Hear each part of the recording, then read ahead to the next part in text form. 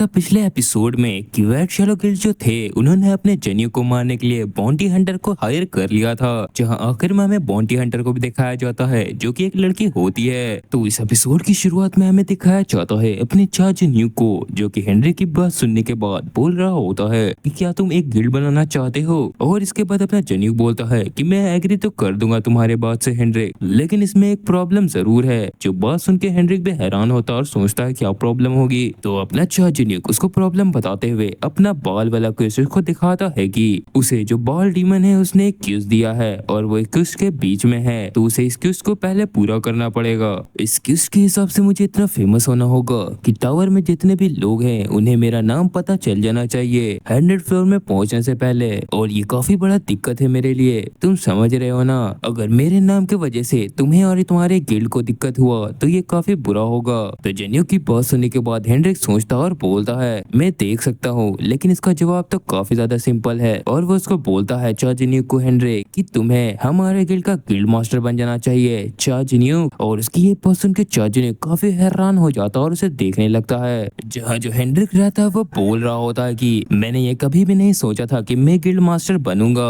और मुझे कोई शौक भी नहीं है गिल्ड मास्टर बनने का। सिंपल शब्दों में मैं कहूँ तो मैं इतना कॉन्फिडेंट नहीं हूँ इस पोजीशन के लिए चा जेन्यू। और तुम वो बंदे हो जो कि एक काफी ज्यादा स्किल नेक्रोमैंसर है, और यहाँ तक कि तुम आर्मी को लीड करने में भी काफी ज्यादा अच्छे हो। इस वजह से चा जेन्यू तुम्हें बनना चाहिए गिल्ड मास्टर। जहाँ चा जेन्यू चुपचाप से उसकी बात सुन रहा था और हमें दिखाया जाता है कि चा जेन्यू काफी धीरे से बोलता है कि मैं काफी ज्यादा गुस्सा हूँ, मैं अभी भी बहुत ज्यादा कमजोर हूँ तुमसे। अगर मैं गिल्ड मास्टर बना तो ऐसा समय आएगा जब मुझे तुम्हें ऑर्डर देना होगा। क्या सच में तुम ऐसे बंदों को फॉलो करोगे जो कि अभी तुमसे काफी कमजोर है। बस चा जेन्यू की इतनी बात सुनने के साथ ही जो हेनरिक रहता है वो अपने घुटनों पे आ जाता है और चा जेन्यू के सामने झुक जाता है। जहाँ चा जेन्यू ये देख के काफी हैरान था और हेनरिक बोल रहा होता है कि क्या तुम्हें तुम्हारा जवाब मिल गया चा जेन्यू, मैं तुम्हारे ऑर्डर को मानने के लिए तैयार हूँ। जहाँ हेनरिक अपने मन में अपना पास्ट याद करते हुए सोच रहा होता है कि चा जेन्यू तुम्हें कुछ भी नहीं मालूम मेरे पास्ट में मेरे साथ क्या क्या हुआ है, मैंने कितना ज्यादा ह्यूमिलेशन फेस किया है। मैं काफी ज्यादा ही घबराया हुआ रहता था उस समय, मुझे काफी ज्यादा ह्यूमिलेट किया जाता था। तुम्हें बिल्कुल भी नहीं पता होगा कि उस समय मैं कितना ज्यादा ही पावरलेस फील करता था।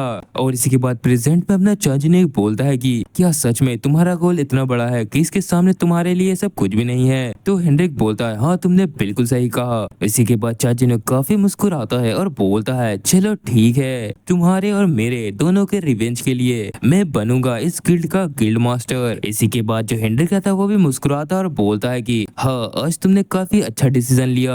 इसके बाद जो वल्कन रहता है वहाँ पे आता है और बोलता है कि तो चलो हमें अपने गिल्ड का क्या नाम रखना चाहिए। जो हम यूं भी काफी खुश लग रही होती है और चा जेन्यू बोलता है कि हम वो हैं जो कि मास्क के पीछे रहते हैं और हेवेंस को चैलेंज करते हैं। इसी वजह से जो हमारे गिल्ड का नाम होगा वो होगा हेवन डिफेंस, और हमारे नाम की तरह। और जो हमारा नाम है वो हमें काफी ज्यादा ही सूट करता है। इसी के बाद हेनरिक बोलता है कि अगर हम पे करेंगे कंपनी में तो वो हमें गिल्ड बनाने की परमिशन दे देंगे। तो जेन्यू बोलता है अच्छा सच में ऐसा है तो मैं पपेट को बोल के एक गिल्ड बनवा लूंगा वो भी फ्री में। इसके बाद हमें गिल्ड का सीन दिखाया जाता है जहाँ एक एम्प्लॉय होता है वो अपने घोंसले से बोल रहा होता है कि आपका बहुत बहुत स्वागत है यहाँ पर। जहाँ अपना जेन्यू उसको बोलता है कि हाँ ठीक है। तो अपना जेन्यू उससे पूछता है क्या पपेट यहाँ पर नहीं है। तो वो बंदा बताता है कि जो पपेट है वो यहाँ पे नहीं है, मैं हूँ हल्कन, मैं हूँ 10 फ्लोर का ब्रांच मैनेजर, आप मुझे शायद पहचानते होंगे। जहाँ अपना जेन्यू एक बंदे को देखते हुए बोल रहा होता है कि ये यहाँ पे क्या कर रहा है। तो वो बंदा हंसता है और बोलता है कि मैं यहाँ पे कुछ काम से आया हुआ था, मेरा नाम केन है सर। उसके बाद जो केन नाम का बंदा रहता है वो बताता है कि वो मेंटेनेंस का काम करता है इस टावर में, इसी वजह से वो यहाँ पे आया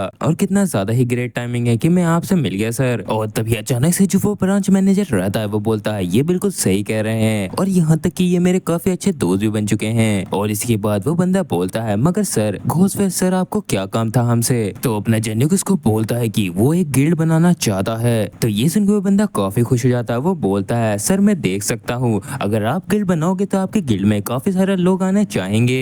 लेकिन तभी वो बंदा थोड़ा शौक हो जाता है और बोलता है लेकिन सर एक दिक्कत है, अगर आप गिल्ड बनाना चाहते हैं तो आपको 2 से ज्यादा मेंबर की जरूरत पड़ेगी। तो तभी वहाँ पे अपना वल्कन और हेनरिक आ जाते हैं और अपना जेनिक बोलता है क्या ये काफी रहेंगे, और ये काफी नहीं है तो मेरे पास और भी मेंबर हैं जिन्हें मैंने इनविटेशन भेज दिया है। और वहाँ पे हेनरिक को आते हुए देख के जो केन रहता है वो काफी हैरान हो जाता है। वो बोलता है कि ये तो सेंट्रल स्ट्रीट पे जो ड्रैगन था वो ही है। और ब्रांच मैनेजर हंसते हुए बोल रहा होता है कि आपने इसे कैसे मना लिया सर। और जहाँ पे अपना जेनिक उसको देखते हुए बोल रहा होता है कि ये तो इस गिल्ड में काफी बड़ा सेलिब्रिटी है। तो हेनरिक को नहीं समझ में आता कि सेलिब्रिटी का मतलब क्या है। तो वो सोचता है कि वो इसकी तारीफ तो नहीं कर रहे होंगे। जहाँ अपना इसके बाद जो जेनिक रहता है उसको बोलता है कि ये सभी मेरे मेंबर हैं और इसके अलावा भी मेरे पास और भी मेंबर हैं जो यहाँ पर अभी नहीं है, उन्हें मैंने इनविटेशन भेज दिया है। और तभी हमें दिखाया जाता है कि ब्लैक स्मिथ के पास जो इनविटेशन होता है वो चला गया था। जहाँ बैकग्राउंड में अपना जेनिक बोल रहा होता है कि जब वो सब यहाँ पे गैदर हो जाएंगे, सब इकट्ठा हो जाएंगे, तब मैं चाहता हूँ कि तुम जल्द से जल्द एक्शन लो और सभी को मेरा गिल्ड मेंबर बना देना।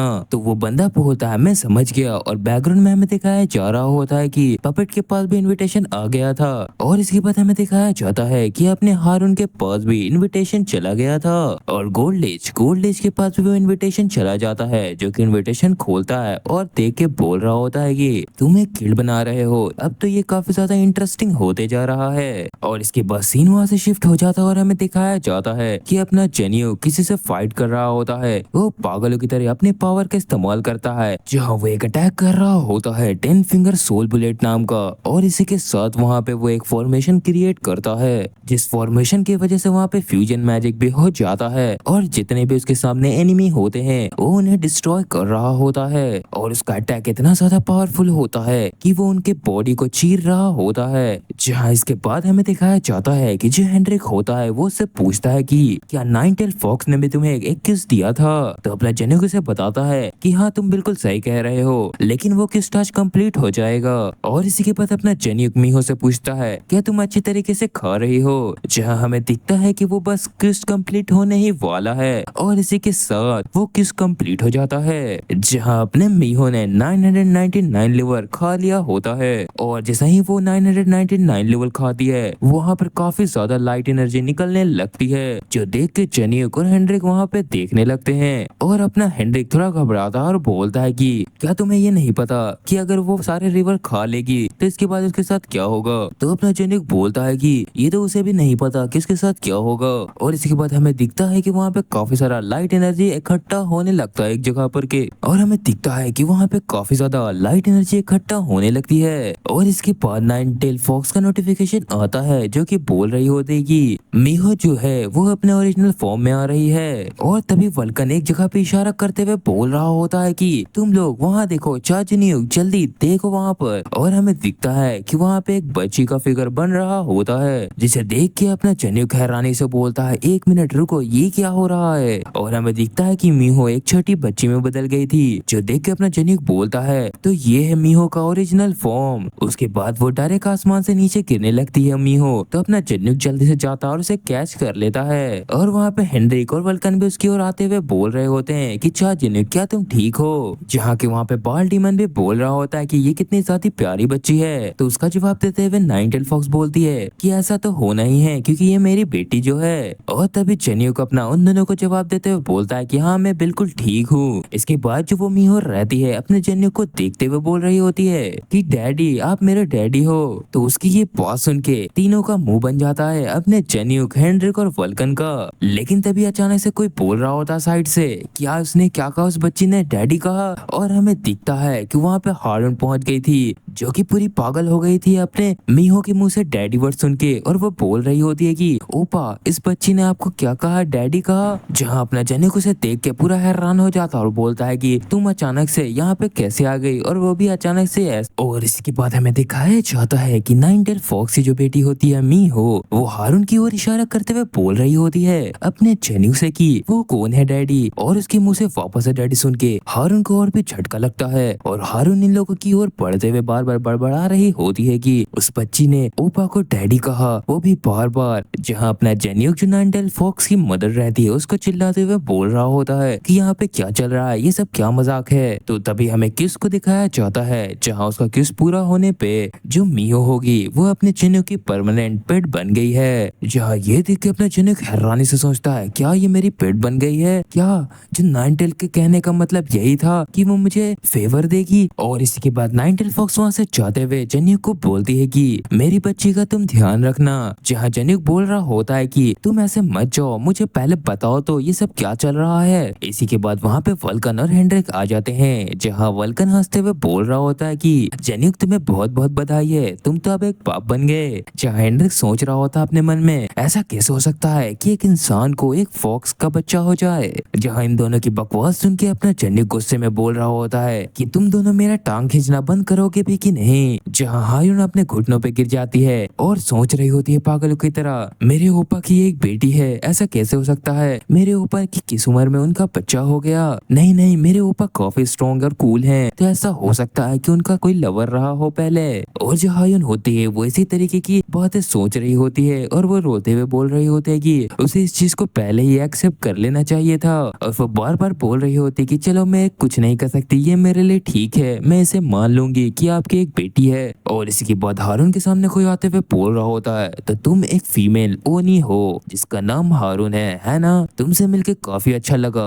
और वो बोलने वाला हेनरिक होता है जो कि इसके सामने पहुंच गया था। जहाँ हेनरिक आगे बोलता है कि मेरा नाम हेनरिक है, मैंने चाचू की पार्टी को ज्वाइन किया है, मैं आशा करता हूँ कि तुम मेरा ख्याल रखोगी। जहाँ हेनरिक को देख के हारून थोड़ा हैरान होती है, लेकिन तभी जो हेनरिक को वो गौर से देखती है तो उसे उसका पास याद आने लगता है जहाँ उसका विलेज पूरी तरीके से जल रहा था और वो अपने विलेज को बचाने के लिए कुछ भी नहीं कर पा रही थी। और उसके फ्लैशबैक में हमें दिखाया जाता है कि उसके विलेज को तबाह करने वाला एक ड्रैगन ही था जो कि काफी इविल की तरह हंस रहा था उसकी यादों में। और ये देखने के साथ जो हारून रहती है वो काफी गुस्से में आ जाती है। वो बोलती है कि तुम ही थे वो जिसने मेरे विलेज को तबाह किया, तुम हो मेरे दुश्मन। और इतने बोलने के साथ ही वो अपनी स्वॉर्ड को बाहर निकाल लेती है और चिल्लाते हुए बोलती है कि तुम मर जाओ और उस पर अटैक करती है। जहाँ ये सब देख के हेनरिक थोड़ा हैरान होता है कि ये ऐसा क्यों कर रही है, मगर हेनरिक अपने स्वॉर्ड निकाल के उसके अटैक से बच जाता है और बोलता है कि चाचू किसे बताओ कि मैं वो नहीं हूँ, तुम इसे एक्सप्लेन करो, ये मुझे कुछ गलत ही आदमी समझ रही है, अगर मैं इस बच्चे पे अटैक करूंगा तो ये काफी घायल हो सकती है। तो जेन्युक हंसते हुए बोलता है कि क्या सच में तुम ऐसा सोचते हो। उसने तुम्हें देखा और वो गुस्सा हो गई, अब तुम्हें इस मैटर को खुद ही संभालना है, मैं इसमें कुछ भी नहीं कर सकता।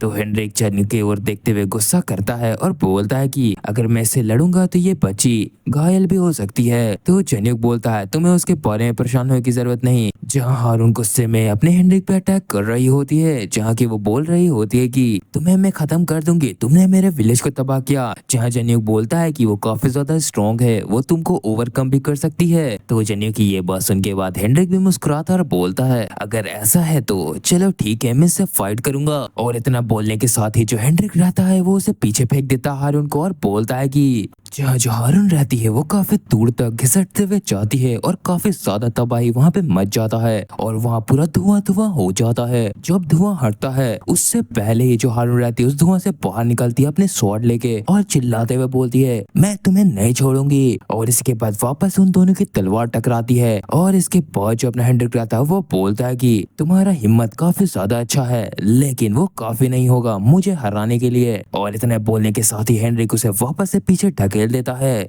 जहाँ हारून सोच रही होती है अपने मन में कि इसके पास कितनी ज्यादा ही पावर है। और हमें साफ साफ दिख रहा था कि जो हेनरिक रहता है वो उस पर काफी भारी पड़ रहा था। जहाँ इस अटैक से जो हारून रहती है वो जमीन में गिर जाती है और सोच रही होती है अपने मन में अगर मैं सोचूं कि मेरी जो ताकत है वो अब इसके सामने कुछ भी नहीं है, ये मेरे सामने बहुत ताकतवर है, मेरा जो एनिमी है वो मेरे आंखों के सामने है मगर मैं उसका कुछ भी नहीं बिगाड़ पा रही। और वो यही सब सोच के काफी गुस्सा भी हो रही थी और रो भी रही थी, लेकिन वो अपने मन में सोच रही थी मैं कुछ भी कर सकती हूँ, मुझे ताकत चाहिए, मैं अपना बदला लेना चाहती हूँ। और उसके इतने सोचने के साथ ही वहाँ पे कोई बंदा हंसते हुए आ जाता है और वो कोई और नहीं होता, वो उसकी स्वॉर्ड का स्पिरिट होता है जो कि काफी हंस रहा होता है। वो बोलता है कि ये तो सच में एक ड्रैगन है, ये कमीना, मैं इसे नहीं छोड़ूंगा। और वो अपने ओनी को बोलता है कि मैं तुम्हें अपनी ताकत दूंगा इस बार के लिए ताकि तुम इस ड्रैगन को काट डालो। तुम इस बात को तो समझती ही होगी कि मैं एक ड्रैगन स्लेयर सॉर्ड हूँ। मैं इन जैसे ड्रैगन को मारने के लिए ही बना हूँ। और बस उसके इतना बोलने के साथ ही वो अपनी पावर हारून को दे देता है। जहाँ उसकी पावर मिलने के साथ ही जो हारून होती है उसके बॉडी पे पूरा आर्मर आ जाता है और जहाँ उसकी स्वॉर्ड स्पिरिट बोल रही होती है, यही टाइम है जब तुम इस ड्रैगन को बताओ कि हम कौन हैं और हम क्या कर सकते हैं। और इसके बाद हारून लाइट की स्पीड से उस ड्रैगन की ओर बढ़ जाती है अपने स्वॉर्ड लेकर के। जहाँ हेनरिक बोल रहा होता है कि ये क्या, इसके पास तो एक ईगो स्वॉर्ड है। ईगो स्वॉर्ड उस स्वॉर्ड को कहते हैं जिसमें स्पिरिट होती है। और हेनरिक बोलता है ये तो काफी ज्यादा इंटरेस्टिंग है, चलो मैं भी देखता हूँ कि तुम दोनों की पावर कितनी है। जहाँ हारून अपनी स्वॉर्ड लेती है और उस ड्रैगन पे यानी कि अपने हेनरिक पे अटैक करते हुए बोलती है अब मर जाओ तुम, तुम्हारे मरने का समय आ चुका है। जहाँ हेनरिक एक ही हाथ से उसकी स्वॉर्ड अटैक को रोकता है और मुस्कुराता है। जो देख के तो हारून का बहुत ज्यादा हालत खराब हो जाता है। वो बोलती है कि इतना ज्यादा पावर इस ड्रैगन स्लेयर स्वॉर्ड की, इसने बस एक हाथ से रोक दिया, मगर ऐसा कैसे हो सकता है। और अपना हेनरिक यहीं पे नहीं रुकता, वो उसको एक लात भी मारता है जिसकी वजह से वो काफी दूर उड़ जाती है और उसको काफी दर्द भी होता है। और अपने हेनरिक की लात खाने के बाद हारून अपने घुटनों पे आ जाती है।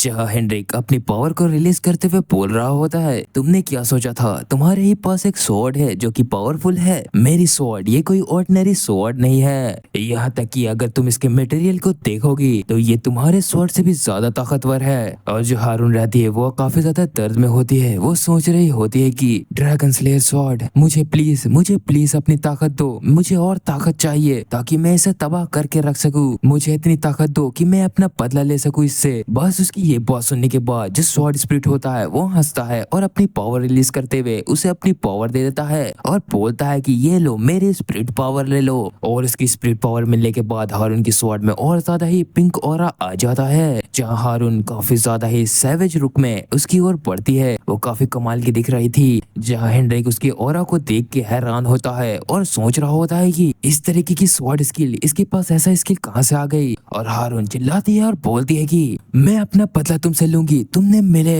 मेरे विलेज को जलाया था, अब मैं तुम्हारी मौत से अपने विलेज के जलने की बदला लूंगी, इस वजह से अब तुम्हें मर जाना चाहिए। और इतना बोलने के साथ वो स्लैश पे स्लैश लगाने लगती है जिससे हेनरिक काफी मुश्किल से बच रहा होता है। जहाँ वो अपने मन में सोचता है कि ये बच्ची जो अपना पावर अब इस्तेमाल कर रही है ये इसके लेवल से काफी ज्यादा है। अगर ये स्वॉर्ड की मदद से इस पावर का इस्तेमाल कर रही है तो ये इसके लिए काफी खतरनाक होगा। और अगर ये इसी तरीके से मुझ पे अटैक करते रही तो इसकी जिंदगी भी काफी खतरे में आ जाएगी इस स्वॉर्ड की वजह से। और इसी के बाद हेनरिक हारून का हाथ पकड़ लेता है और बोलता है कि तुम्हें इस स्वॉर्ड को अभी छोड़ना होगा। अगर तुम ऐसा नहीं करोगी तो ये स्वॉर्ड किसी पैरासाइट की तरह तुम्हारी बॉडी को कंज्यूम कर लेगा और तुम्हारी जो जिंदगी है वो भी खतरे में आ सकती है, तो इसे छोड़ दो। तो उसकी बात सुन के जो हारून रहती है वो और परेशान होती है और बोलती है कि ये तुम क्या बोल रहे हो। लेकिन तभी हारून के सामने उसके विलेज का फ्लैशबैक आ जाता है जहाँ की उसका विलेज पूरा जल चुका था। और ये याद करके वो और भी गुस्से में आ जाती है। उसकी आंखें चमकने लगती है और वो काफी गुस्से में चिल्लाते हुए बोलती है हेनरिक को मैं इस स्वॉर्ड को तभी छोड़ूंगी जब तुम मारे जाओगे। और इसी के बाद वो काफी ज्यादा स्लैश लगाने लगती है। उसके स्लैश इतने पावरफुल होते हैं कि वहाँ पे चट्टान को चीर रहे होते हैं। और वो चिल्लाते हुए बोल रही होती है कि तुमने मेरे गांव को जलाया था, मैं तुम्हें कभी माफ नहीं करूंगी। मगर अपना हेनरिक टेलीपोर्ट होकर उसके अटैक से बच जाता है और पीछे आ जाता है। जहाँ वो उसे देखते हुए सोच रहा होता है कि मैं देख सकता हूँ कि ये बच्ची ड्रैगन से कितना ज्यादा ही नफरत करती है। और वो अपने मन में ही बोलता है कि मैं देख सकता हूँ कि तुम उन्हें मारने के लिए किसी भी हद तक जा सकती हो। और हमें दिखता है कि हेनरिक के गाल पे एक छोटा कट भी लग चुका था। और इसके बाद हेनरिक अपने पावर को रिलीज करता है और सोचता है कि चलो ठीक है, क्योंकि मैं कोई ऐसा हूँ जिसने तुमसे ज्यादा समय के लिए तलवार चलाई है और तुमसे काफी ज्यादा एक्सपीरियंस रखता हूँ, इसी वजह से ये मेरा फर्ज बनता है कि मैं तुम्हें रोकूं गलत रास्ते पे जाने से। और ये बोलने के साथ ही वो अपने ड्रैगन को वहाँ पे समन कर लेता है। और अपने ड्रैगन को समन करने के साथ ही जो हेनरिक रहता है हारून को बोलता है ये तुम्हें थोड़ा दर्द करेगा लेकिन इससे तुम मरोगी नहीं। और उसकी पावर को देख के हारून का मुंह खुला का खुला रह जाता है। और इसके बाद अपना हेनरिक अपना वो ड्रैगन अटैक हारून पे कर देता है। जो अटैक को देख के हारून पूरा घबरा जाती है और उसे डॉच नहीं कर पाती और वो पूरा अटैक हारून के ऊपर जाके गिरता है जिसकी वजह से हारून काफी ज्यादा डैमेज हो जाती है और वो बेहोश भी होने लगती है। जहाँ उसे एक फ्लैशबैक आता है जहाँ वो एक जंगल में होती है। जो जगह को वो देख के बोल रही होती है कि जिस जगह को देख के वो बोल रही होती है कि ये तो मेरे गांव वाला फॉरेस्ट है। मगर तभी उसके पैर के पास एक फुटबॉल आके गिरती है जिसे वो उठा के देखती है और बोलती है ये तो एक बॉल है, ये यहाँ पे क्या कर रही है। मगर तभी उसे पीछे से कुछ बच्चे आवाज देते हैं और बोलते हैं कि सिस्टर हारून आप कैसी हैं। और वहाँ पे हमें कुछ बच्चों को दिखाया जाता है जिसमें से एक बच्ची बोल रही होती है कि आप उस बॉल को पकड़े रखिएगा, हमारे लिए हम आ रहे हैं। और उन्हें देख के हारून बोलती है कि ये तो मेरे ही गाँव के बच्चे हैं। जहाँ हारून भी हंसते हुए वो बॉल उनको दे देती है, जहाँ की वो बच्चे हारून को शुक्रिया कर रहे होते हैं। तभी उनमें से एक बच्ची हारून से पूछती है कि हारून सिस्टर हारून आप हमें बताइए कि आप इकलौती आप ये क्यों बची, हम सब मारे क्यों गए। और उनकी इस तरीके की बात सुन के हारून पूरा घबरा जाती है। वो बोलती है क्या कहा। और तभी एक जलता हुआ हाथ हारून के कंधा पे आके रखाता है, जहाँ वो चिल्लाते हुए बोल रहा होता है सिस्टर सिस्टर हम क्यों नहीं बच पाए, आपने हमें क्यों नहीं बचाया। और वो काफी डरावना लग रहा होता है और बोल रहा होता है कि हम भी चाहते थे कि हम जिंदा बचे, हम आपकी तरह जीना चाहते थे, हम क्यों मारे गए। और उनकी इस तरीके के हालात को देखकर हारून भी रोने लगती है। और वो मरे हुए जले हुए इंसान उन्हें बोल रहे होते हैं कि हारून आप ही इकलौती क्यों थी जो बची, हम क्यों मारे गए, ऐसा क्यों हुआ हमारे साथ। और हमें दिखता है कि हारून के ऊपर काफी सारे कंकाल होते हैं जो कि जल रहे होते हैं आग में। और उनकी बातें सुनने के बाद हारून भी सोचने लगती है कि ऐसा क्यों हुआ, मैं ही क्यों थी जो अकेली बची। और वो बहुत ज्यादा रो रही होती है। लेकिन तभी उसके सामने स्वॉर्ड स्पिरिट आता है और उसको बोलता है ऐसा इसलिए है, तुम सर्वाइव इसलिए कर पाए क्योंकि तुम्हें जरूरत थी, तुम्हें क्योंकि जीना ही होगा ओनी के लिए, ओनी विलेज के लिए तुम्हें जीना होगा, क्योंकि तुम ही एक लौती हो जो कि ड्रैगन स्लेयर स्वॉर्ड को वेल्ड कर सकती हो, तुम उसके वर्दी हो ड्रैगन स्लेयर स्वॉर्ड के। इसके बावजूद कि सभी लोग मर गए तुम जिंदा हो, अब तुम ही एक लौती हो जो कि उन लोगों का बदला लोगी मेरा इस्तेमाल करके। तो इसी वजह से हारून तुम्हें खड़ा होना होगा, तुम्हें लड़ना होगा। और इसके बाद ही हारून खड़ी हो जाती है और अपने स्वॉर्ड को लेती है, जहां वो स्वॉर्ड स्पिरिट से बता रहा होता है कि किसी की काइंडनेस को कभी भी ओनी नहीं भूलते। और अपने हेनरिक को भी सेंस हो जाता है कि पीछे हारून खड़ी हो चुकी है, जो देख के पूरा हेनरिक घबरा जाता है। वो मन में सोच रहा होता है कि इतना खतरनाक अटैक ड्रैगन चार्जिंग स्पार्क को सहने के बाद भी ये अपने पैरों पे कैसे खड़ी हो सकती है। और अचानक से हारून हेनरिक की ओर बढ़ जाती है दौड़ते हुए अपनी स्वॉर्ड लेके, और वो उसे चिल्लाते हुए बोल रही होती कि अब तुम्हें मरना होगा। और वो लगभग स्टेप कर देती है अपने हेनरिक को, जहाँ हेनरिक भी कुछ नहीं कर पाता।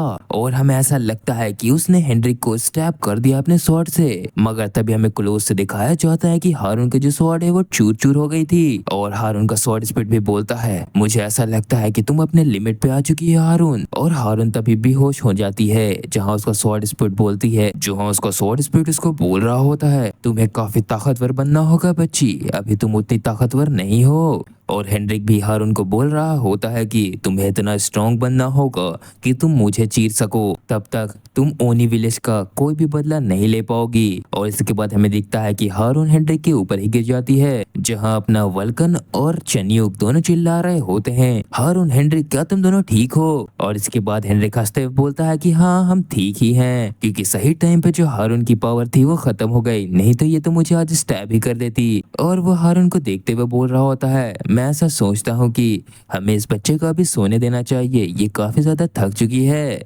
और इसके बाद जो सीन रहता है वहां से शिफ्ट हो जाता है और हमें एक घर का सीन दिखाया जाता है, जहाँ जो अपनी हारून रहती है वो बेड पे पड़ी हुई होती है, जहाँ पीछे वो लोग बोल रहे होते हैं कि ये काफी ज्यादा ही खाने की कमी से हो रहा है, इसके साथ ये कमजोर हो चुकी है, इसने ऐसा लगता है कि बहुत ज्यादा अपने लिमिट को पुश किया है। और यहाँ तक कि जो स्वॉर्ड इसके पास थी जरूर से इसने इसकी बॉडी और हेल्थ को काफी अफेक्ट किया होगा। और इसके बाद हेनरिक आगे बोलता है कि क्या ये जब उठेगी तो वापस से मुझ पे अटैक करेगी। तो अपना जो जन्यू कुलर था उसको बोलता है कि मुझे भी ऐसा ही लगता है कि ये उठते के साथ ही तुम पे अटैक करेगी, क्योंकि इसकी जो कहानी है वो बिल्कुल तुम्हारी कहानी जैसी ही है, और तुम मेरे ख्याल से एक ड्रैगन हो और उस उन्हीं ड्रैगन में से एक हो जिसने इसके विलेज पे अटैक किया था। तो हेनरिक बोलता है कि तुम मुझे जरूर से इस चीज को देखना होगा, क्योंकि एक वेपन से जो अटैक किया गया है उसकी रिस्पॉन्सिबिलिटी उसके मालिक ही को लेनी पड़ती है। यहाँ पे हेनरिक के कहने का यही मतलब है कि अब हेनरिक एक ड्रैगन की बॉडी में आ चुका है और एक ड्रैगन ही ने हारून के विलेज पे अटैक किया था। इस वजह से जो हेनरिक है उसको रिस्पॉन्सिबिलिटी लेनी पड़ेगी इस सब चीजों की। वो यहाँ पे काफी ज्ञान दे रहा था जो कि जेनियो को कुछ खास पसंद आ नहीं रही थी। वो कुछ भी नहीं बोलता, बस इसका बकवास सुन रहा होता है। और इसके बाद अपना जेनियो हेनरिक को बोलता है कि चलो मुझे फॉलो करो और बाहर आओ। और इसके बाद वो दोनों बाहर आ जाते हैं, जहाँ अपना जेनियो हेनरिक को बोल रहा होता है कि मैंने तुम्हारे लिए सेकंड फ्लोर पे एक रूम बुक कर दिया है, तुम वहाँ जाके रह सकते हो, ताकि जो हारून है वो भी काफी ज्यादा कंफर्टेबली रह सके जब वो उठेगी तब। तो हेनरिक बोलता है तुम्हारा बहुत बहुत शुक्रिया, मगर इन सब चीजों की कोई भी जरूरत नहीं है। जैसा कि मैंने तुम्हें बताया था कि जो एक तलवार होती है उससे किया हुआ क्राइम उसके मालिक, और बस वो इतना बोल ही रहा होता है कि जेनिक उसको बोलता है अरे बस बस सुन लिया मैंने तुम्हारी बकवास। और जेनिक उस पर काफी ज्यादा चिल्लाते हुए बोल रहा होता है मुझे घंटा नहीं फर्क पड़ता कि तुम्हारे बारे में मैं बिल्कुल भी नहीं सोच रहा यहाँ पर, मैं बस हारून के बारे में सोच रहा हूँ कि वो काफी ज्यादा आराम से जब उठे तो वो परेशान ना हो, वो कंफर्टेबल ही रहे। और इसके बाद सीन शिफ्ट हो जाता है और हमें हारून के रूम को दिखाया जाता है जहाँ की हारून सोई हुई होती है। लेकिन तभी उसकी आंखें खुल जाती हैं, जहाँ उसकी आंख खुलते के साथ उसके सामने मीहो होती है। और हारून को उठते हुए देखकर जो मीहो रहती है वो खुशी से चिल्लाने लगती है। और मीहो को वहाँ पे देख के हारून भी हैरान हो जाती है और बोलती है कि तुम तो ओपा की और उतने बोलते के साथ ही जो मीहो रहती है वो बोलने लगती है कि सिस्टर सिस्टर जिनके हॉर्न है वो उठ चुकी हैं। और मीहो के इतने बोलने के साथ ही वहाँ पे अपना जेन्युक आ जाता है जो कि हारून को बोल रहा होता है कि तुम जाग चुकी हो। तो अपने जेन्युक को देख के हारून भी बोलती है कि ओपा आप यहाँ पे आ चुके हो, जहाँ वो अपने जेन्युक को बोल रही होती है कि वो ठीक है मगर उसका जो सर है वो थोड़ा दर्द कर रहा है। लेकिन तभी मीहो हंसते हुए अपने जेन्युक को डैडी डैडी फिर से बोलने लगती है और उसके मुंह से डैडी डैडी वर्ड सुन के जो हारून रहता है उसके वापस से होश उड़ जाते हैं और वो वापस से बेहोश हो जाती है। और उसको गिरते हुए देख करके जो मीहो रहती है वो बोलने लगती है कि जो सिस्टर है वो शायद से वापस से सो गई। और तभी जो जेन्युक रहता है वो मीहो को उठाते हुए वापस से बोल रहा होता है कि सबसे पहले तो तुम्हें मेरा जो नाम है डैडी उसे चेंज करना होगा वरना तुम मारी जाओगी। तो ये सुन के जो मीहो रहती है वो बोलती है मैं मारी जाऊंगी मगर मुझे कौन मारेगा डैडी। तो जेन्युक हारून की ओर देखते हुए बोलता है कि तुम्हारी जो बड़ी सिस्टर है वो तुम्हें मार डालेंगी। और इसी के बाद जो सीन रहता है वहाँ से बदल जाता है और हमें सभी लोगों को एक जगह पे दिखाया जाता है जहाँ अपना जेन्युक उन सभी से बोल रहा होता है कि क्या तुम सभी ने अपना सामान पैक कर लिया, क्योंकि एक बार हम स्टैंडफोर्ड से जाने के बाद यहाँ वापस नहीं आने वाले। तो उसकी बात सुन के जो हारून रहती है वो बोलती है हाँ मैंने अपना सारा सामान पैक कर लिया, यहाँ तक कि जो मेरी ये टूटी हुई स्वॉर्ड है मुझे ऐसा महसूस होता है कि ये मेरे पास वापस आ जाएगी क्योंकि ये मेरा एक हिस्सा है। जहाँ हेनरिक बोल रहा होता है कि उसकी जितनी भी चीजें हैं वो मैजिक की मदद से ऑर्गेनाइज थी, इसी वजह से कोई भी चीज उसे पीछे नहीं छोड़ सकता, तो इसी वजह से कोई भी चीज उसकी पीछे नहीं छूटेगी। जहाँ मीहो भी बोल रही होती है लेकिन वो गलती से डैडी बोलने वाली होती है मगर अचानक से ही वो अपने जेन्युक को ओपा बोलती है और बोलती है कि मैंने भी कुछ भी पीछे नहीं छोड़ा। तो उसकी ये बात सुन के जेन्युक हैरान होता है और बोलता है कि ये तो काफी ज्यादा अनएक्सपेक्टेड है, तुमने आज मुझे ओपा बुलाया डैडी बुलाने की जगह। जहाँ हारून हंसते हुए बोल रही होती है कि मैंने इसे ये सिखाया। और हारून अपने मीहो को कस के पकड़ती है और बोलती है कि क्योंकि ये एक मिथिकल क्रिएचर है मगर इसके बावजूद ये भी एक बच्चा है तो इसे बिल्कुल भी फर्क नहीं पता है डैडी और ओपा में, तो मैंने इसे काफी ज्यादा प्यार से सिखा दिया। मगर तभी मीहो धीरे से बोलती है कि मीहो को डैडी बोलना ज्यादा पसंद था। तो उसकी ये बात सुन लेती है हारून और उसको काफी घूरती है। और जब हारून मीहो को घूरती है तो मीहो काफी डर जाती है। इसी के बाद जो जेन्युक रहता है वो सभी लोग को बोलता है कि तुम सभी इसमें से एक एक ले लो और वो सभी को स्क्रोल देता है। जहाँ ड्रैगन अपने हाथ में स्क्रोल को देख रहा होता है और जब हारून इस स्क्रोल को देखती है तो वो बोलती है ये तो काफी ज्यादा महंगा होगा। जहाँ जेन्युक बता रहा होता है कि ये एक टेलीपोर्टेशन स्क्रोल है, अगर तुम इसे फाड़ोगे तो जो गोल्ड रिच ने हमारे लिए मीटिंग रूम प्रिपेयर किया है तुम सभी वहां पहुंच जाओगे। और इसके बाद जो अपना जेन्युक रहता है उसे फाड़ने वाला होता है और सभी लोग को बोल रहा होता है कि अब हमें यहाँ से चलना चाहिए। मगर तभी वल्कन चिल्लाते हुए उसको बोलता है कि रुक जाओ तुम कहाँ जा रहे हो, क्या तुम मेरे बारे में भूल चुके हो। तभी जेन्युक उसे देखता है और बोलता है हाँ मैं तुम्हारे बारे में बिल्कुल ही भूल गया था, चलो अब तुम यहाँ आओ। और वो अपने मैजिक का इस्तेमाल करके अपने इन्वेंटरी में रखने लगता है वल्कन को, जो देख के वल्कन काफी चिल्ला रहा होता है। वो बोलता है कि चाचा जेन्युक तू सच में एक बहुत बड़ा कमीना है, क्या तुम मुझे किसी आइटम की तरह ट्रीट करना बंद करेगा। तू जब चाहता है मुझे अपने इन्वेंटरी में रख लेता और जब चाहता है बाहर निकाल देता है, इसमें काफी ज्यादा ही दिक्कत होती है मुझे। और इसी के बाद अपना जो जेन्युक रहता है वो स्क्रोल को फाड़ने वाला होता है और सभी लोग को बोल रहा होता है कि ठीक है अब हमें चलना चाहिए। इसी के बाद वो स्क्रोल को फाड़ देता है और इसी के बाद हमें दिखता है कि वो लोग मीटिंग रूम में पहुंच जाते हैं। और वहाँ पहुंचने के बाद हेनरिक बोलता है कि यही जगह है, तो वो कुछ ज्यादा इम्प्रेस नहीं होता, मगर जो हारून होती है वो काफी इम्प्रेस हो जाती है। वो बोलती है कि वो सोच भी नहीं सकती कि 10th फ्लोर पे कोई ऐसी जगह हो सकती है। तो उसे अपना जो जेन्युक रहता है बताता है कि इस जगह को मैजिक से बनाया गया है और ये एक ऐसी जगह है जिसे हैंडल करने के लिए तुम्हें अंधा पैसे की जरूरत पड़ेगी जो कि सिर्फ गोल्ड एज के पास है। इसी के बाद हारून के बगल में कोई टेलीपोर्ट होता है और वहाँ पे वही ओनी ब्लैक स्मिथ आ जाता है, जिसे देख के हारून हैरान हो जाती है और वो बंदा भी काफी हैरान होता है। वो ब्लैक स्मिथ हारून को देख के और वो उसका नाम लेता है। ब्लैक स्मिथ को देख के बोलती है, ग्रैंडपा गेनो, आप अभी भी जिंदा हैं। जहाँ वो दोनों रोते हुए एक दूसरे के गला लग जाते हैं और वो दोनों काफी ज्यादा ही रो रहे होते हैं एक दूसरे से मिलने के बाद। जहाँ अपना जेनिक और वल्कन उन्हें देख रहे होते हैं। वल्कन बोलता है कि आखिरकार ये दोनों मिल ही गए। तो अपना जेनिक भी बोलता है ये काफी ज्यादा रिलीफ है कि ये दोनों मिल गए। इसी के बाद हमें दिखाया जाता है कि गोल्ड एज वहाँ पे आ चुका है और बोल रहा होता है सभी को, तुम सभी यहाँ काफी लेट नहीं आए हो, ऐसा तुम्हें नहीं लगता?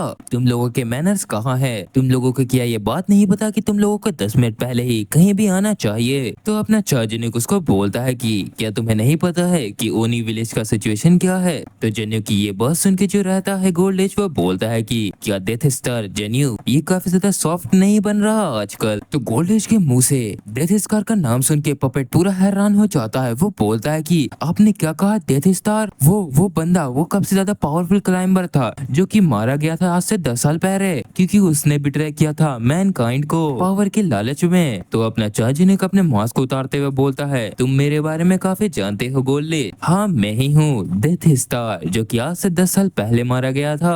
और इसके बाद हमें कुछ समय के बाद का सीन दिखाया जाता है जहाँ की जो गोल्ड रहता है उसने सारी इन्फॉर्मेशन एक दूसरे में बांट दी थी। और इसी के बाद हमें उन सभी को दिखाया जाता है जो कि एक जगह पे इकट्ठा हुए थे और उनमें से तभी पपेट अपना हाथ उठाता है और सवाल पूछता है कि तो आप लोग के कहने का मतलब यही है ना कि जो 4 रॉयल्टीज है वो सीक्रेटली उन लोगों को टारगेट करते हैं जिनमें पोटेंशियल होता है और इसी वजह से उन लोगों ने 100th फ्लोर पे ओनी विलेज पे भी अटैक किया और उसे तबाह कर दिया। और यहाँ तक कि जो घोस्ट फेस नई चार जिन्यूक हैं एंड सर हेनरिक वो लोग भी इसके विक्टिम रह चुके हैं और वो मर के वापस आए हैं अपने लाइफ में। तो अपना जिन्यूक बोलता है, हाँ तुमने बिल्कुल सही कहा, इसी वजह से हमारा जो गिल्ड है उसका गोल सिंपल है, हमें लेना है बदला। इसी वजह से हमारे जो गिल्ड है उसका नाम है हेवन डिफिएंट्स। जैसा कि हमारा नाम बताता है कि हम वो होंगे जो कि हेवेंस को चैलेंज करेंगे और उसे तबाह कर देंगे। तो जेन्यू की ये बात सुन के जो ब्लैक स्मिथ रहता है वो हंसते हुए अपने मन में सोच रहा होता है, ये सच में काफी ज्यादा ही पागल है। और जैसा कि हमने सोचा था यहाँ पे ऐसे लोग हैं जो कि सच में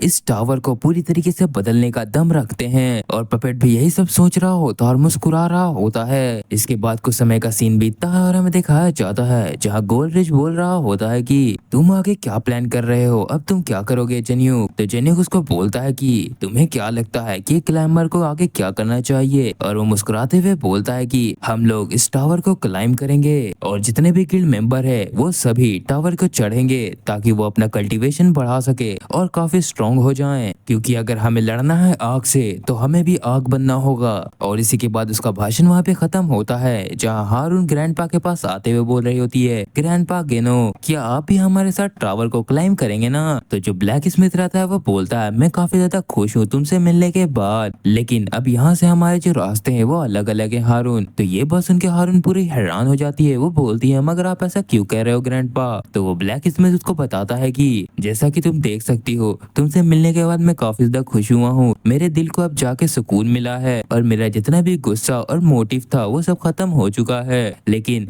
मेरे ख्याल से ये तुम्हारे लिए नहीं होना चाहिए। अगर हम दोनों साथ में टावर चढ़ेंगे तो ये काफी ज्यादा अच्छा होता मेरे लिए भी, मगर तुम जानती हो कि मैं काफी ज्यादा बूढ़ा हो चुका हूँ, इसी वजह से तुम ही इकलौती ओनी बची हो उस विलेज की। आज के बाद मैं अपना नाम वो बदल के शैडोलेस रखने वाला हूँ। और ये बोलते के साथ वो एक स्क्रोल में अपना नाम लिख उसे दिखाता है और आगे बोलता है कि अब से मैं कोई ओनी नहीं रह गया, मैं कोई गेनो नाम का बंदा नहीं हूँ, मैं बस एक ऑर्डिनरी ब्लैक स्मिथ बन चुका हूँ। तो इसी वजह से तुम भूलना मत, तुम्हारी ये रिस्पॉन्सिबिलिटी बनता है और जितना भी गुस्सा है वो तुम्हारे अंदर होना चाहिए क्योंकि तुम आखिरी ओनी बची हो हारून। तो हारून भी ग्रैंडपा की बात समझ जाती है। इसके बाद अपना जो वहाँ पे रहता है जेन्युक आता है और बोलता है कि तो जैसा कि गेनो ने, मेरा मतलब जैसा कि एल्डर शैडो लेस ने कहा है, आज से तुम दोनों अलग हो और तुम अकेले ओनी बची हो उस जगह की। इसी वजह से मैं ग्रैंडपा को एक अलग मिशन पे भेजने वाला हूँ। और इसी के बाद जेन्युक आगे बोलता है, गोल्ड मैं एक ऐसा बेस को क्रिएट करना चाहता हूँ 100 फ्लोर पे, ताकि हम इन्वेस्टिगेट कर पाए ओनी विलेज को कि वहाँ क्या हुआ था।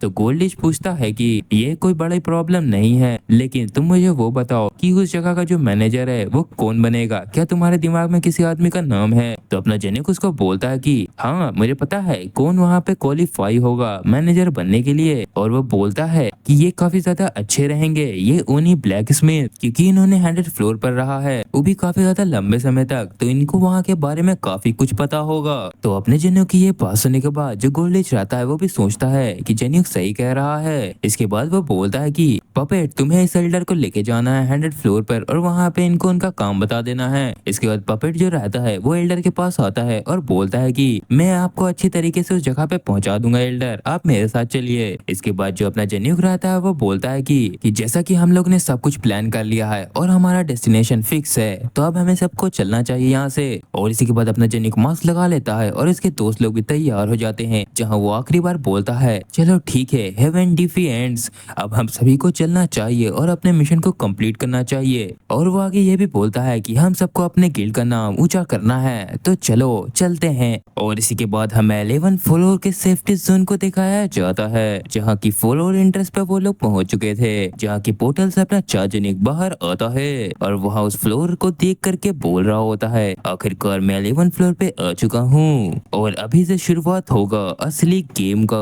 इसके बाद वो अपने पास को याद करते हुए बोल रहा होता है कि और वो अपने पास को याद करता है और उन लोगों को बोलता है कि तुम कमीनो, मैं तुम सभी को बिल्कुल भी नहीं छोड़ूंगा, तुम लोगों के वजह से मैं मारा गया था, तुम लोग बस इंतजार करना, मैं आ रहा हूँ तुम्हें खत्म करने के लिए। और हमें दिखता है कि हमारे हीरो की जो पार्टी थी उसके पीछे ही रहती है, जहाँ अपना जेनियुक बोल रहा होता है कि मुझे कुछ भी फर्क नहीं पड़ता कि तुम लोग कितने ज्यादा टॉप फ्लोर पे रहते हो या कितने टॉप फ्लोर पे चढ़ चुके हो, मैं तुम सबको चुकना चूर कर दूंगा। लेकिन तभी हमें दिखता है कि जेनियुक के पीछे एक पोर्टल खुलता है, जहाँ से वो बॉन्टी हंटर वाली लड़की निकलती है, जो कि जेनियुक को देख के मुस्कुरा रही होती है और वो उन सभी को जाते हुए आखिर में देखती है। इसके बाद टाइम स्किप हो जाता है और हमें दिखाया जाता है डायरेक्ट 50 फ्लोर का सीन, जहाँ पे कुछ लोग बात कर रहे होते हैं किसी रूमर के बारे में। उसमें से एक लड़की बोल रही होती है कि क्या तुमने सुना उस रूमर के बारे में? तो सामने वाला बंदा बोलता है कि तुम किस रूमर के बारे में बात कर रही हो? तो वो बताती है मैं तो घोस्ट फेस के बारे में बात कर रही हूँ। और इसी के बाद हमें दिखाया जाता है अपने चार्जनी को, जो कि किसी सोल्जर से फाइट कर रहा होता है, जहाँ की बैकग्राउंड में रूमर के बारे में बताया जा रहा होता है कि जो घोस्ट फेस है वो 50 फ्लोर तक पहुंच चुका है, जहाँ हमें दिखाया जाता है कि चार्जनी उन लोगों को कुत्ते की तरह मार रहा होता है। वो अवेक कर देता है अपने जितने भी सोल्जर होते हैं वहाँ पर,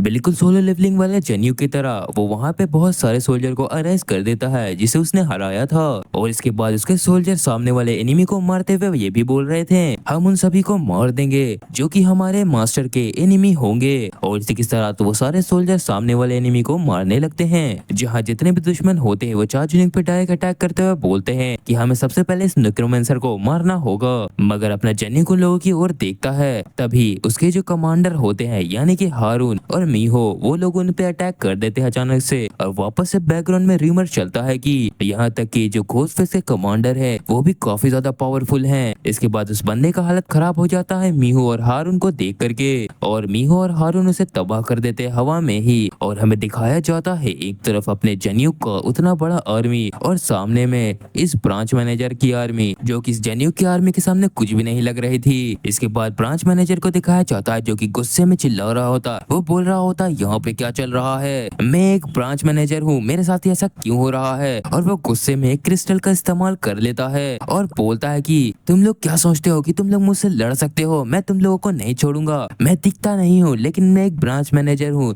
जो कि होली किंगडम से एफिलेटेड है मेरा गिल्ड। और इसी के बाद वो इंचेंटमेंट करता है और वहाँ पे एक काफी बड़ा गोलम को समन कर देता है और बोलता है कि अब ये जो गोलम मैंने समन किया है ये मेरे कमांड को मानता है। और वो काफी जोरों से हंसते हुए बोल रहा होता है कि ये जो गोलम है ये मेरे घमंड को प्रोटेक्ट करता है। और उस गोलम को देख के वल्कन हैरान हो जाता, वो बोलता है ये तो एक गोलम है। और हारून भी बोलती है कि ये तो 120 फ्लोर का मॉन्स्टर लग रहा है। जहाँ वो ब्रांच मैनेजर और भी जोर से हंसते हुए बोलता है तुम लोगों ने बिल्कुल सही कहा, जिस वक्त मैंने इस मॉन्स्टर या गोलम को समन किया है उसी वक्त ये जो पूरा गेम है ये पलट चुका है तुम लोगों के लिए। अब तुम लोग गद्दार हो होली किंगडम के, तो तुम लोगों को मैं बिल्कुल भी नहीं छोड़ूंगा। और वो हंसते हुए बोल रहा होता अपने गोलम को इन सभी कमीनों को मार डालो और होली किंगडम का नाक ऊंचा कर दो। लेकिन उसके इतना बोलने के साथ ही उसके गोलम के हजारों टुकड़े हो जाते हैं, जो देख के वो पीछे घूमता और घबरा जाता है। जहाँ हमें दिखता है कि इस गोलम का हजारों टुकड़ा करने वाला कोई और नहीं हेनरिक होता है। और हमें वापस से र्यूमर बताया जाता है कि घोस्टफिस्ट का जो सबसे ताकतवर कमांडर है वो कोई और नहीं है। ये बात सुन के तुम घबरा मत जाना, ठीक है ना, वो एक ड्रैगन है। और हमें हेनरिक को दिखाया जाता है। इसके बाद अपना जेन्युक उस ब्रांच मैनेजर के पीछे आ जाता है, जहाँ ब्रांच मैनेजर बोल रहा होता है ये तो नामुमकिन है, मेरा गोलम वो कैसे हार सकता है। और उसके इतने बोलने के साथ ही जेन्युक उसका गला पकड़ लेता है और उसे हवा में उठाते हुए बोलता है कि चलो देखता हूँ तो तुम हो इस फ्लोर के ब्रांच मैनेजर, इस 50 फ्लोर के, क्यों सही कहा ना। तो वो ब्रांच मैनेजर काफी दर्द में होता है मगर अब भी गुस्से में बोल रहा होता है तुम क्या सोचते हो, तुम क्या प्लान कर रहे हो, तुम्हें ऐसा लगता है कि तुम मुझे मार दोगे तो होली किंगडम और 9 स्टार वाले को तुम अपना दुश्मन बनाना चाहते हो। तो अपना जेनिक उसे देखता और बोलता है नहीं, मैं ऐसा भला क्यों करूंगा। और उसका गर्दन को वो तोड़ देता है और बोलता है कि मैंने आज से 10 साल पहले ही उन्हें अपना दुश्मन बना लिया था। इसके बाद हमें वापस से र्यूमर के बारे में बताया जाता है कि जो घोस्टफेस और उसकी टीम है वो लगातार टावर को क्लाइंब कर रही है और रिकॉर्ड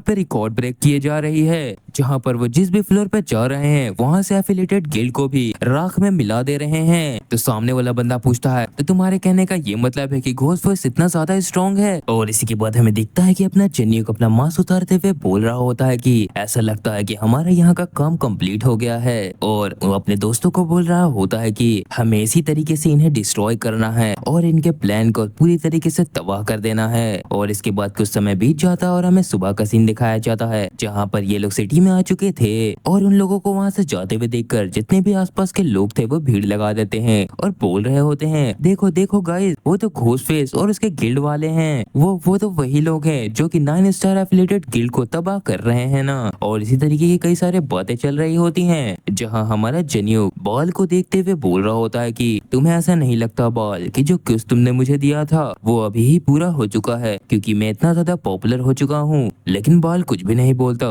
तभी जो अपना हेनरिक रहता है वो बोलता है कि तुम तो अपना इन्फॉर्मेशन ऐसा ही सब लोगों के बीच में दे रहे हो। तो वल्कन बोलता है कि हाँ, यहाँ तक कि ये अपना जो मैजिक और ट्रेस को भी रिमूव नहीं कर रहा है। तो हारियन हंसते हुए बोलती है कि क्या आप ये किसी पर्पस के कारण कर रहे हो। तो अपना जेनिक बोलता है तुम लोगों ने बिल्कुल सही समझा, मैं ऐसा किसी पर्पस से ही कर रहा था। इसके बाद अपना जेनिक आगे बोलता है कि मैं बहुत ज्यादा थक चुका हूँ उन गिल्ड पे बार बार रेड करके और उनके इन्फॉर्मेशन को फाइंड करने में। इससे अच्छा है कि वही लोग हम पर अटैक करें और हम उन्हें तब तबाह करें। और इसके बाद जेनिक अपना स्टेटस विंडो ओपन करता है, जहाँ उसका स्टेटस दिखाया जाता है, जो कि strength 78, HP 76, agility 77, intelligence 100, intelligence 102, माना 136, डिमोनिक एनर्जी 0 और डिवाइन पावर 6 है। जो देख के अपना जेन्युक काफी खुश था। वो बोल रहा होता है कि अभी वो कमजोर है मगर उसके पास डिमोनिक एनर्जी और डिवाइन पावर है। इसका मतलब कोई भी क्लाइंबर जो कि हाई फ्लोर से भी आता है और अटैक करता है उनके ऊपर, तो वो इन दोनों वेपन का इस्तेमाल कर सकता है और उन पे भी भारी पड़ सकता है। लेकिन जेन्युक तभी सोचता है और बोलता है कि मेरे पास सब कुछ ठीक है लेकिन मेरे पास कोई अच्छा वेपन नहीं। तो हेनरिक तभी बोलता है इतना भी लालची नहीं बनना चाहिए जेनिक तुम्हें,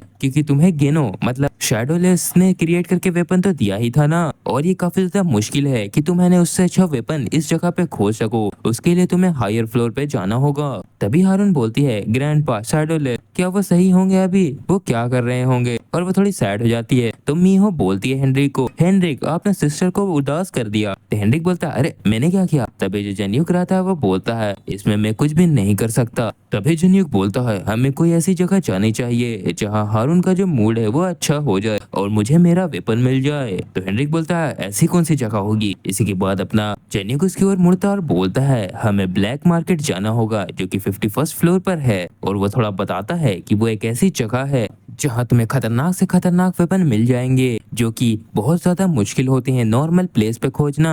यहाँ तक कि वहाँ बहुत सारे रेयर आइटम भी मिल जाते हैं। इसी के बाद जो जेन्युक रहता है वो बोलता है हारून और मीहो से, अगर हम उस ऑक्शन में जाएंगे तो मैं तुम लोगों के लिए भी जरूर से कुछ ना कुछ लूंगा। तो ये सुनकर मीहो और हारून दोनों ही खुश हो जाते हैं और मीहो बोल रही होती है कि ब्रदर मेरे लिए भी आप लोगे ना। इसके बाद जो जेन्युक रहता है उन दोनों को खुश देख के सोच रहा होता है, मैंने सोचा नहीं था कि ये लोग इतने खुश हो जाएंगे, मैं जरूर से इनके लिए कुछ खरीदूंगा। लेकिन तभी कोई पीछे से आवाज देते हुए इनको बोलता है, अच्छा तुम लोग शॉपिंग करने का सोच रहे हो, ये तो काफी अच्छा आइडिया है। और तभी उनके पीछे एक बॉल जैसी चीज आती है जो कि कोई नॉर्मल बॉल नहीं, वो एक बॉम्ब होता है और एक्टिवेट होने के बाद वो बॉम्ब काफी खतरनाक फटता है। जो देख के जेनिक सोच रहा है यहाँ पे एक बॉम्ब क्या कर रहा है, और वो बॉम्ब बहुत खतरनाक होता है और वहाँ पे बहुत बड़ा धमाका कर देता है, जिसकी वजह से अपना जेनिक भी पीछे हो जाता है और वो सोच रहा होता है कि ये कौन है। और तभी वो पीछे देखता है तो वो देखता है वहाँ एक लड़की जो कि वही बाउंटी हंटर होती है, उनकी ओर गन ताने में खड़ी होती है और अपने जेनिक को शूट करने के लिए तैयार हो जाती है और उस पे एक फायर कर देती है बुलेट। लेकिन जेनिक जल्द से जल्द वहां से हटता है और बच जाता है और उसका बुलेट भी इतना पावरफुल होता है कि वो एक गोली काफी बड़ा धमाका करता है। जो देख के जेनिक अपने मन में सोच रहा होता है कि यहाँ तक कि इसका ये छोटा सा गन इतना ज्यादा पावर कैसे होल्ड कर सकता है,